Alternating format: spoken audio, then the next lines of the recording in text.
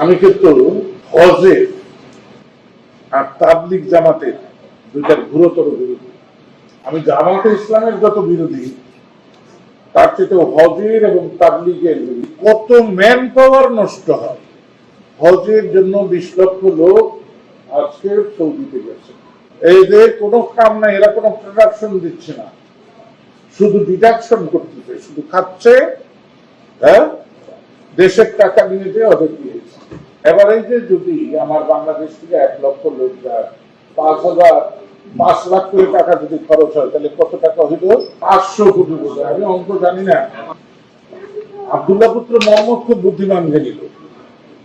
তিনি দেখেছেন এই ডাকাত খনি জাজিরাতুল আরবে, যেখানে কোনো ফসল উৎপাদন নেই, এই সারা ঘটনা চলবে কি কিনা।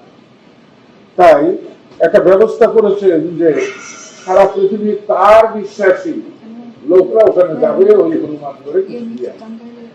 দ্বিতীয় হচ্ছে একটা জামাত, তাবলিগ জামাত, মিনিমাম 20-25 লক্ষ লোক এক সময় ওখানে উপস্থিত হয়।